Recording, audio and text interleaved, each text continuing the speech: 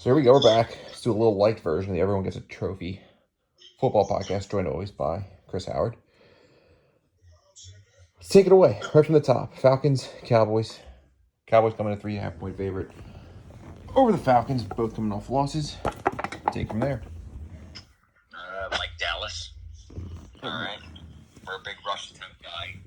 All right. Rush attempts equals wins. We use that to gauge live games. You don't just go off of it completely, but yeah, rush attempts win games, keeps guys balanced and all that. So the only thing that concerns me at this game, we're on Dallas. We like Dak at home. Dak's very good at home. He's a different quarterback at home.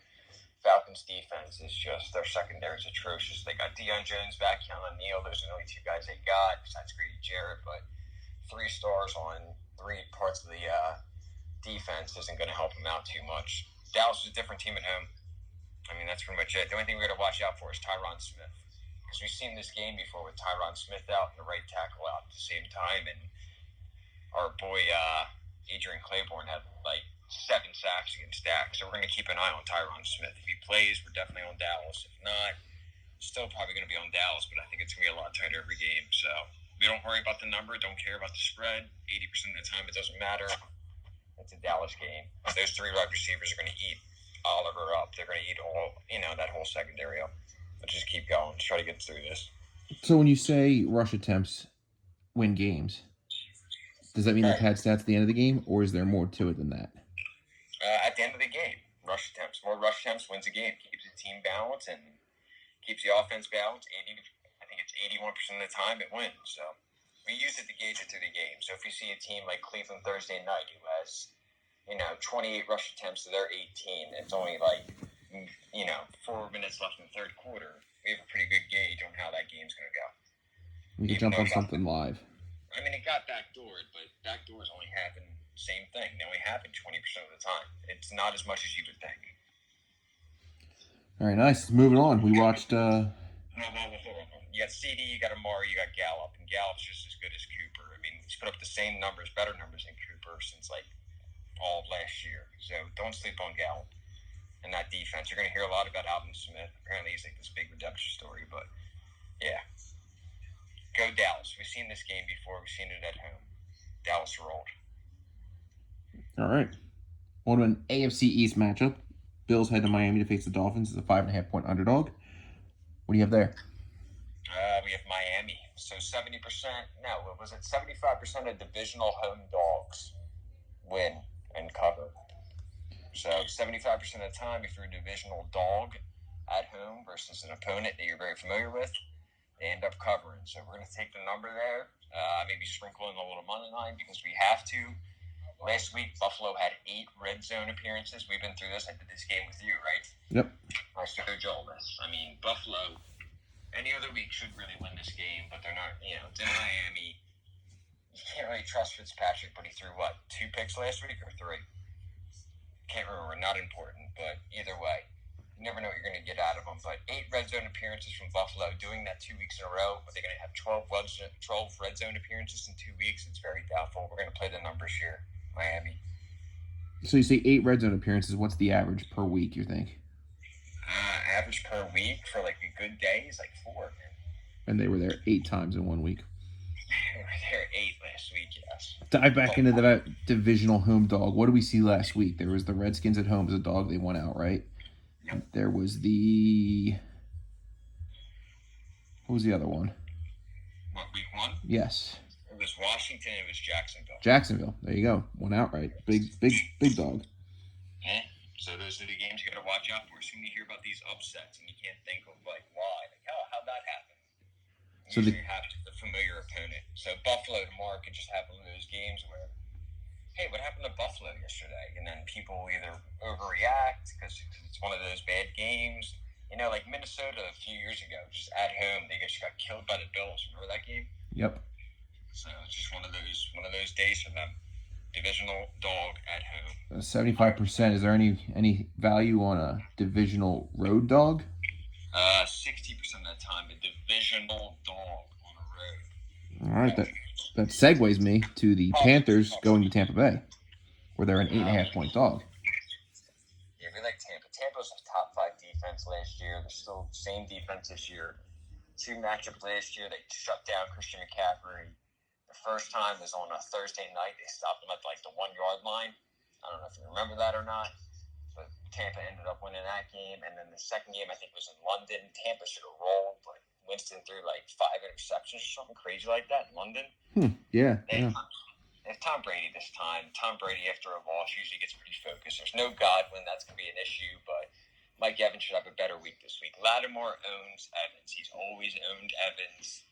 Just how it is. Evans should be better. They still got plenty of weapons. Still got Gronk, O.J. Howard, Cameron Brate, Fournette, Ronald Jones. They should win rush attempts. It should be. We don't worry about the big number. We don't worry about 8.5. You said Mike Evans. He was on the concussion protocol. How's he doing? It was Chris Godwin. That's Chris Godwin. He's good? He's out. He's out. Yes. Okay. That's why I just said they still have plenty of weapons without Chris Godwin. How about that Scotty Miller? Scotty Miller's your slot guy this year that's going to break out. And obviously, Tom Brady liked him a lot last week, targeted him more than anybody else. So, he likes Scotty Miller. Scotty Miller on a big fave with that one. I like it. All right. Last year, Carolina had a really good pass rush versus Tampa. Their line dominated their O-line. But the same guys aren't there anymore. It's not McCoy. It's not Poe. The only one I think returning is Brian Bird. So, it's not the same team. Carolina's rebuilding. The defense is like, I think the whole roster out of 53 guys, 50% of the team is new this year. It's a new rebuilding team. I do like Teddy. I like the weapons they have on offense, but this is a Tampa game that they're probably going to win. So we play the numbers. 80% of the time, a team wins, they cover. It could be one of the lines that matters, but we can't play those numbers. We got to play the probabilities. All right, moving on. We have a match between two teams that are on Monday Night Football. We have the Broncos traveling to Pittsburgh. Steelers are 7-point favorite. Broncos almost pulled one out. Stunner there. If Jerry Jeudy could have caught one, maybe it's a different story. The Steelers, on the other hand, put it to the Giants, coming off a win. Yeah, this game, do you remember last time Broncos and Steelers met? It was in Denver. It came down to the final play of the game. I think Pitt was at the 3-yard line, and somehow, some way, Big Ben threw a pick to, I want to say, Shelley, defensive tackle. I do. It was a week after Thanksgiving. Yeah, Sunday Night Football. Bad moment for Ben. It's a good Broncos team. We got to keep an eye on Courtland Sutton. If he plays, he's a true superstar out there. And then with Jeudy and Hamilton, they're a good team. Noah Fant should have a big day because linebackers for Pittsburgh have trouble. So you have Melvin Gordon too. We should run rush attempts, even though I like Benny Snell. But having said that, AJ Bowie's Bowie. There he is. God, again. here he is again. Bowie. He's out, but overall, still really like Broncos defense. Fangio's a smart guy. Big Ben. It could be a close game. This could actually be the line that matters. You've seen enough Pittsburgh games where they get down and somehow squeak out a win, and it's by a field goal. Mm-hmm. Nothing crazy with red zones or third downs or anything like that. Just Big Ben, it didn't look that pretty, but he did actually play pretty well. But Big Fangio, we like Denver at home. If Sutton plays, It's in Pittsburgh. you really like it. Yeah. It should be like Denver at home. Well, then I misspoke. Drew Lock, 6-2 as a starter. Lost last week, but yeah, he's not as bad as everybody thinks. He's actually pretty good, dude. They have weapons. They have big weapons. Give the ball to Melvin Gordon. He's still got it. Jerry Jeudy's a superstar. He's probably the best route runner coming out of college in a very, very long time, dude. Questionable hands, though. Yeah, I would say so. I don't know. We'll see. Not a good first week for him. The rush, Pittsburgh last week made Barkley look really bad. They got a great pass rush, great defense. They might be a top 3 defense easily, maybe number 1, but we'll see what happens. It's going to be a tight one. We like Denver, especially if Courtland Sutton plays. But that one, we'll see what happens with the injuries and all. But right now, we're leaning Denver. If we get Sutton, then we like him even more. All right, we're on a nice little run of elderly quarterbacks. We went Tom Brady. Now we did Ben Roethlisberger, so might as well move on to Aaron Rodgers. Packers coming off a big win where they put big points up. They're a 6-point favorite against the Detroit Lions, who just crumbled in the fourth quarter against the Bears. What do you see here? Which game? I'm sorry, I wasn't paying attention. It's the Lions at the Packers. All right, these games are always tight. And last year is David Blau, I think, in the one game, and then who was starting for the other for Detroit. Both games were tight. I just watched them both. I want to say it was David Blau. And then I'll tell you in 2 seconds. Stafford, I think he's won 4 of his last 5 versus Green Bay. It's also not a great number because I think Rodgers missed 2 of those games. He faced like Kaiser and whatnot, but Stafford played them well in Green Bay last year. I think it was a Monday Night Football game. We actually took the Lions like plus That's right. -4 plus like 500, getting cocky, and some shenanigans happened. But either way, they only lost by 1. We have no Kenny Galladay again this week, which hurts, but they still moved the ball pretty well. I like this. I like the Lions team. I think Green Bay's defense got a tad bit worse without Blake Martinez. They're missing Kenny Clark. Do like Jair Alexander, so maybe we won't get that much out of Marvin Jones. Could see a big day from Hawkinson and Amendola again. Big week out of Amendola. Adrian Peterson likes playing the Packers. Very familiar with Green Bay. We're leaning Detroit is my answer. Leaning Detroit. All right. Divisional opponent, divisional dog. We like it. They played them tight for the last, however many times they played. All right. I wish I was more specific for you. That's fine. From one divisional game to another, let's go to the Jaguars going into Tennessee. One second. What? So we watched that Denver game 2 years ago. Yes. It's a very similar defense. Big Ben only didn't put up that many big numbers. I think he had a 95-yard touchdown to Juju, but they kind of held him to around 17. So it's a very similar defense. So when we go back to that Denver-Pittsburgh game, just because I feel like we didn't go enough into it, it might not be that big of a shootout. All right, go ahead. You go. Sorry. That's fine. Taking it to Jacksonville. Visiting the Titans, another divisional road dog. The Jaguars are a 7.5-point underdog. Big win last week against the Colts. Titans had the win on Monday night. Short week. Back home in Nashville. What do you think? Overall, Minshew's not a bad quarterback. He just isn't. People got to get over it. He's not that bad. He's very serviceable NFL quarterback. Having said that, Henry, I think everybody's seen the stats. He's put up like 400 yards against the Jags the last 4 times they played, or last 2 times in Tennessee. He's put up around 400 yards. Rush attempts here. I think Tennessee's easily going to win rush attempts, even without A.J. Brown. That's a big missing hole. C.J. Henderson for Jaguars, great debut last week. So if you see Tannehill trying to throw right, it might not happen. Henderson looks like he might be the defensive rookie of the year. Either way, though, we like rush attempts. We like Derrick Henry. There's no backup there, but either way, we only worry about 1 week at a time.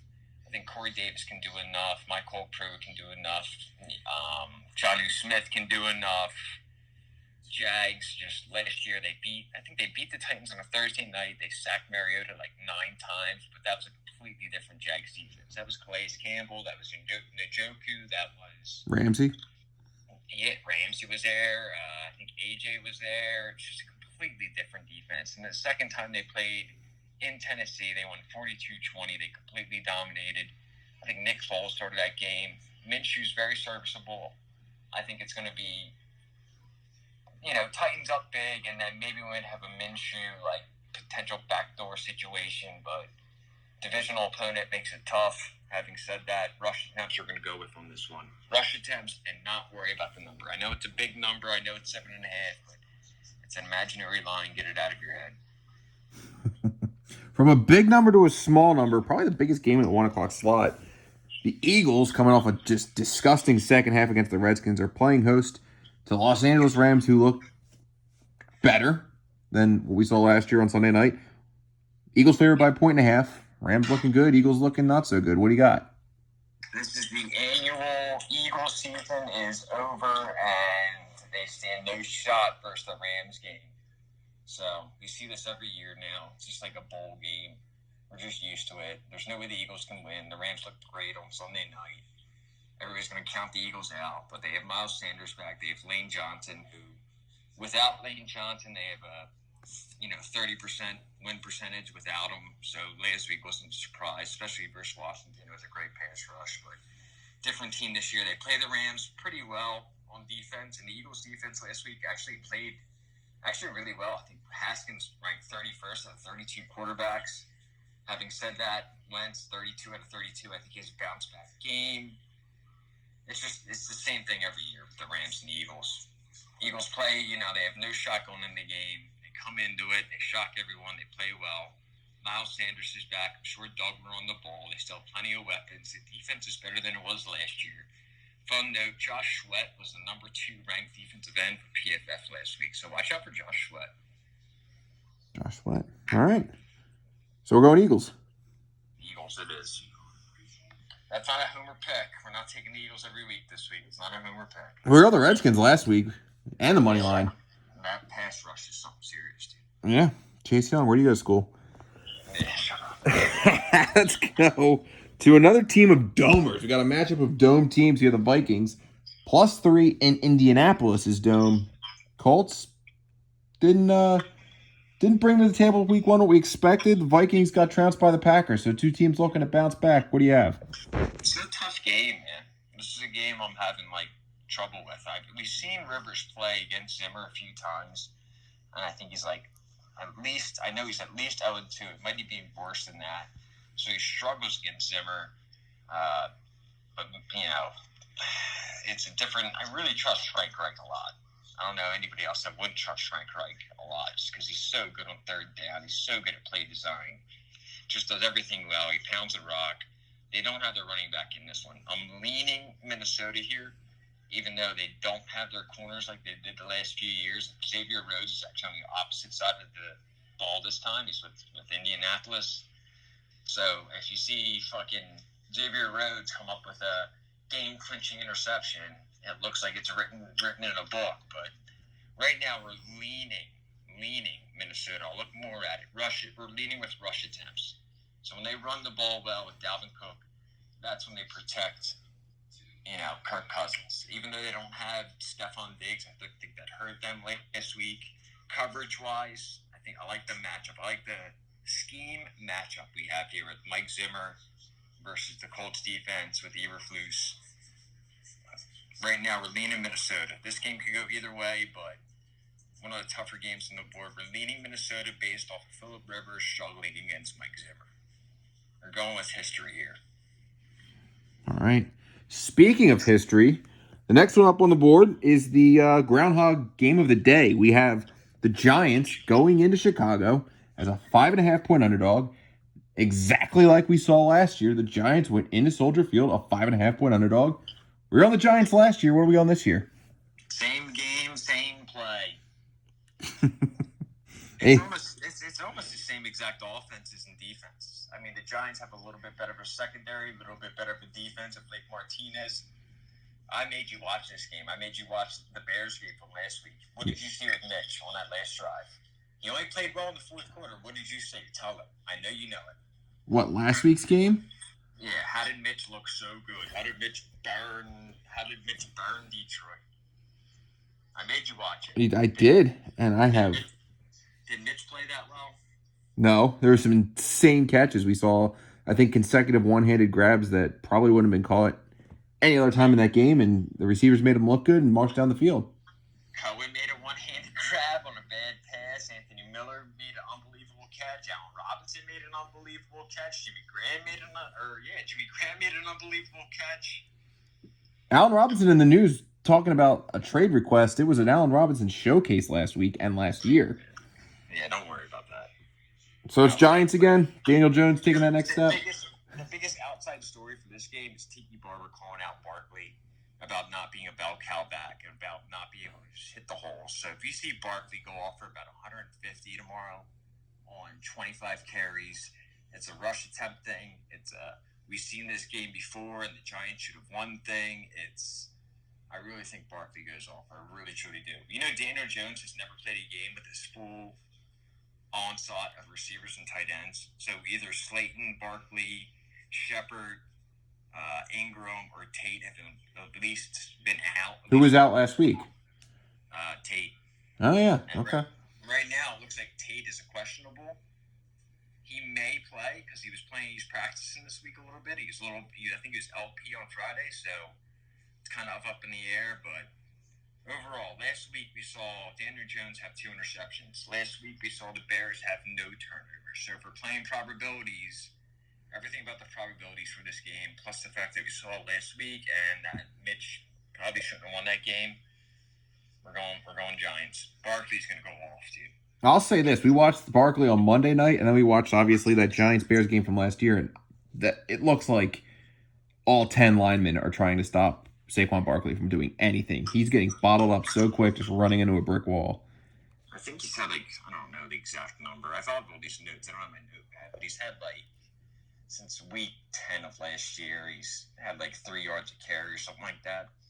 It hasn't been well, but him getting called out is a good thing. Tiki Barber calling him out that he's not hitting holes is a good thing. I wouldn't freak out because the Pittsburgh defense, me and you knew going into that game that Barkley would have maybe 20 carries for 30 yards. And what did he have, 6 yards or something like that? It wasn't a surprise to us. I wouldn't freak out over the Pittsburgh defense shutting down Barkley last week. Last week, Monday Night Football FanDuel free money giveaway. Saquon Barkley over 9 yards paid out positive money. The house stayed in business that night. Plus 400, Barkley gained over 10 yards. I love that. All right, one more game of the 1 o'clock slot. The San Francisco 49ers still may be shaking off that Super Bowl rust. They're traveling across the country to MetLife to face the New York Jets. I sent you that thing about Super Bowl losers. Not true. There is no such thing as a hangover.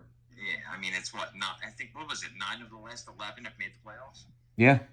The following year? Yeah. It's not real. The hangover thing is not real. Not in modern era. It's just hard to get to the Super Bowl 2 years. Now, what about a West Coast team coming east at 1 o'clock? Is that real? I think it's more East Coast team going west for a night game than it is anything else anymore. It's just airplanes are too nice. People know how to adjust now. It's not 1980 anymore. So that's good for the 49ers. They've going to be at MetLife 2 weeks in a row. They have to go to West Virginia for next week just because of COVID. They couldn't fly into New York until today, Saturday. They play tomorrow and then are headed to West Virginia in a safe spot for a week, and they'll return back to the New York area next Saturday for a game against the Giants. Let's start with the Jets. What do you see here? What are we taking? So Crowder was their number one option last week. I think he was their whole offense. I think 7 catches, 13 targets, 115 yards, and a touchdown. He's out for the Jets. Oh, boy. Out. And then we have injuries on the other side, too. We have Richard Sherman's going to be out for at least 3 weeks. He was put in IR. We have D Ford out, but we know the Niners have plenty of pass rushers. I wouldn't worry about that one. George Kittle's out, their number one target on 3rd down. But we saw last year when Kittle's out on 3rd down, they moved Bourne into that position and run those same patterns with Bourne. So expect Kendrick Bourne's name a lot on 3rd down tomorrow. Witherspoon, we got to see if he can play. But this is a Niners game. We're not going to worry about the 7 points. 80% roll here, 80% of the time the line doesn't matter. We're not going to worry about that. Sam Darnold struggles. He's got a lot of work to do. Seeing ghosts. I don't want to say he's a bad quarterback. He's not a bad quarterback. He's just not a good quarterback yet. You know what I'm saying? It's just not, and that line isn't going to protect him. The only thing that worries me about this game is Frank Gore's weekend. Frank Gore revenge goes all, Bell cut back, but Le'Veon Bell out? But yeah, he's out for a while. Okay. The fact that if we're going to go into a game and bet Frank Gore, we're not doing that. We're taking the Niners. They should run the ball all over the Jets. With Kittle out, they should just run even more. We're going to see the rookie wide receiver debut for the Niners. We got Trent Taylor, another slot guy that is kind of like a new white slot receiver that should make some noise. The Niners have plenty of weapons. They're going to run down the Jets' throat. We're going to win rush attempts. We're not going to worry about the line. A bunch of 80% marks here. We'll play the 80% percentages, It's not the Super Bowl, so we can trust Kyle Shanahan to hand the ball off in the second half. Yeah, yes. They ran the ball 15 times last week, the Jets. I know they were down, but it's tough taking the Jets, dude. Niners went 2 of 11 on 3rd down. They went 1 for 4 in the red zone. That's not going to happen again. Well, you say even though they were down, but we just saw on Thursday night the Bengals kept their rush attempts pretty close for a while. Did it bounce back and forth a little bit? Whoever had the ball would have the lead by the end of the drive? That was to start the game, yeah. Mm-hmm. They were driving back and forth. In the 3rd quarter, Cleveland kind of pulled away. Okay. It was good to see Cleveland run that Minnesota offense from last year. Run first, use play action. That's how Baker wins, man. And how does Baker lose? He throws a ridiculous interception when they should be running the ball. Well, that's always going to be Baker. He's very Brett Favre-ish, but when he's not in 11 personnel, not dropping back with 5-step drops, he does well. And if you followed you on Twitter at NFL_DVOA_picks, would have had the Bengals plus the points. Would have walked out a backdoor winner. 5-0 prime time. The games that matter. Games that matter. Getting closer to prime time, let's move to the 4 o'clock slot, starting with the 4:05. The Washington football team, coming off a big win against the Eagles, head out to face another bird, the Arizona Cardinals, where Kyler Murray took it to the defending NFC champion San Francisco 49ers. Kyler Murray, Dwayne Haskins, one can run, one really can't. What do you got here? Haskins can run. If he has to, he can run. The second Tom Brady then, right? We like our Dwayne Haskins, another one that just, I told you this already, didn't play that well last week. The Eagles completely dominated that game defensively. It was just the fact that they had a short field on offense multiple times because of Carson Wentz fumble, Carson Wentz interception. They were handed that game. I don't want to take anything away from Washington. They get a great pass rush. I think they're very much what the Niners were last year with that pass rush. Chase Young is unbelievable. Kerrigan played like 30% of the snaps, so he was fresh when he was out there. Deron Payne, I love. Allen, I love. Sweat is a upcoming defensive end, but everything else behind that struggles for Washington. And then the offensive weapons aren't great. So Arizona it is. I like Kenyon Drake.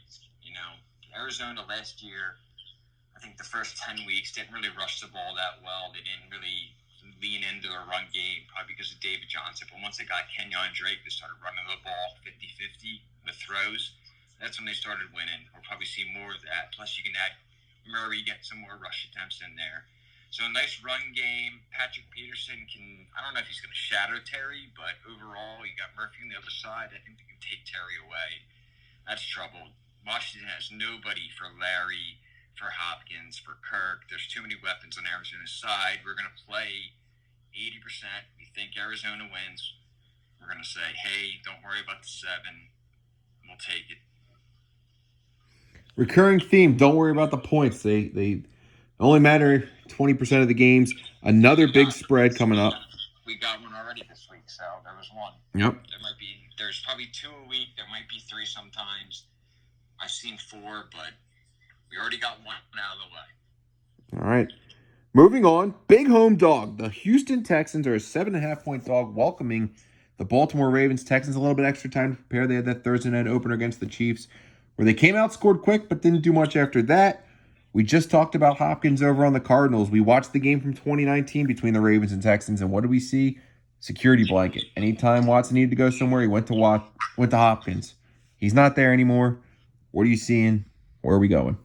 We watched this game already, and it was just a complete domination by Baltimore in every aspect of the game. We got to see if Ronnie Stanley, I'm pretty sure he'll play, but we'll find out. That's a big left tackle for them. But overall, we're seeing the same guys. David Johnson's the only back. He looked really good last week for Houston. But weapons-wise, Baltimore, they get up. They get a lead early. We saw them last year play with a lead nonstop until the Titans game. They got behind. That's when they get in trouble. So if you see Baltimore get behind, it's not good for them. If you get a lead, they can easily put teams away. You saw this game last year. Baltimore absolutely moved the ball up and down the field like there's nothing versus Houston. It's the same Houston defense as last year. It's, for all intents purposes, the same Baltimore team as last year as well. Same scheme, same everything. Baltimore should dominate this game. It sucks because it looks like the NFL is trying to get rid of get B.O.B. away from Watson because they gave the Chiefs and then the Ravens to Houston. That's a tough 2 matchups right away. Oh, geez. That's a good point.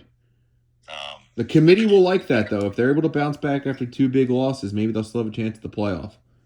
Nah, I don't know. Red zone, Houston went 3 for 3 last week. They're not a very good red zone offense, so even if they do get down there, they might get in trouble.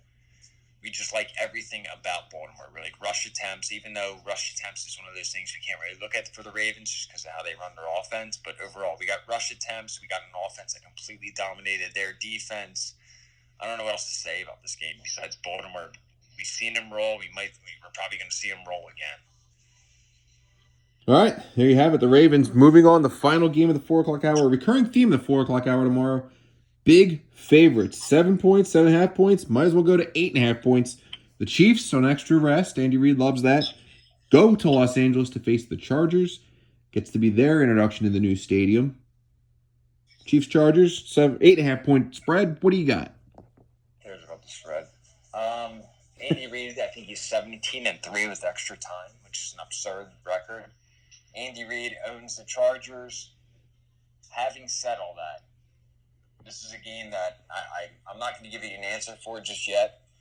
I'm leaning. I mean, I hear all that. If we see Miami win, we might go Kansas City. But right now, I kind of like the Chargers. Just everything about it. Casey Hayward, Chris Harris, Desmond King. That's a great secondary with a great pass rush.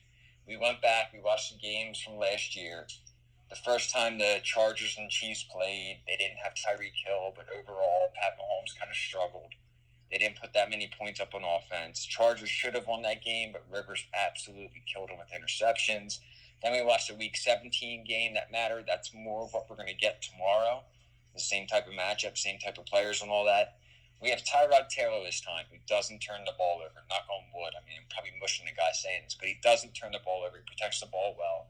It's not like last year, Week 17. Chargers should have won that Week 17 game too, but the fact that Rivers more interceptions, I think he fumbled as well, wasn't very mobile with the pass rush, so he couldn't get away from him. Chargers should have probably won both matchups with those turnovers, and then the Chiefs struggled to put up points. I think they got a kickoff return from Mecole Hardman, and they got a long run from Damian Williams on broken tackles, and I think they got another 30-yard run from Damian Williams. So really overall, the Chiefs really only put up around 14, 17 points against the Chargers defense. That's improved from last year because they added Chris Harris. So I think the Chargers can keep this close. I think this might be a line that matters. I think this is a divisional home dog again, 75% of the time, right? That's true. And Chiefs could be in trouble. It's hard to go against Andy Reid with extra time. But seeing what we saw last year, the Chargers played him very well. They did not let Pat Mahomes kill them last year. You hold Mahomes to like 17 points. You go back, you're going to look at the box score, and you're going to see the Chiefs put up, 31 or 38 or something like that. They did it. They didn't. They had help. They had a kickoff return. They had fumbles. They had this. They had that. They had turnovers, short fields. You got to go back and watch the games. The Chargers didn't play that bad. They should have won both. So let's talk Pat Mahomes real quick. Is there anything he doesn't do well, or is he just perfect? We've been through this. I said this to you. You know the answer. You want to tell him? Tell him.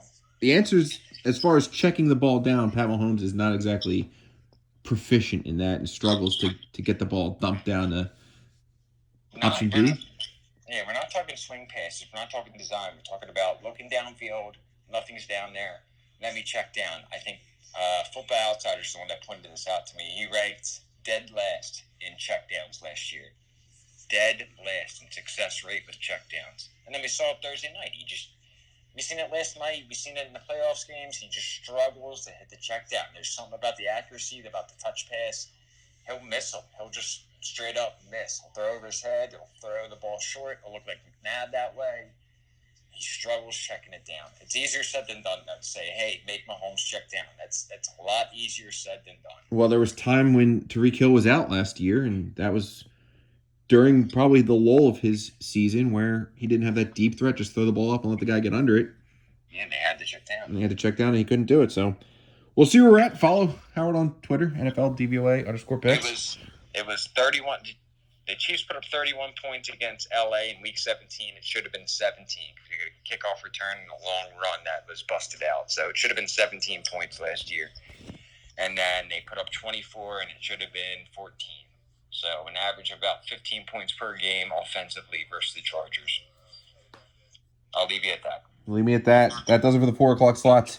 You have anything on Sunday Night Football? The Patriots heading out to Seattle to face the Seahawks, a rematch of a Super Bowl of days past. That's what I'm working on tonight. I don't know if we're going to get the same powerhouse, old-school run offense from the Patriots. That was a weird game, man. And right now, it looks like the Seahawks are going to let Russ cook, quote-unquote, and throw. So are they still that run-first team? Is it based on scheme? I'm going to look at it more. We'll get to that one later. Same with Las Vegas and New Orleans. Very well. So that wraps up Week 2. Follow us, Twitter. Maybe we'll put another video out for Monday Night Football. We'll see, but the picks will all be out there, and hopefully have another good week. You got anything to add? Did you enjoy being let known in the process this week? This was the most fun I've had following you making these picks because I understand a little bit more and can go repeat things to other people and sound like the smart guy in the room. But they don't know that there's a smarter person pulling the strings behind the scenes, and now they do. So secret's out. You put in the work this week. You watched some games. You watched at least the highlights. I did, and I went through different workbooks to look at some ads, removes, tendencies. We're getting there. I may not need you week 3. All right then. So we can give you a game. Oh, jeez. See about that. All right, that's enough. All right, thank you. See you later.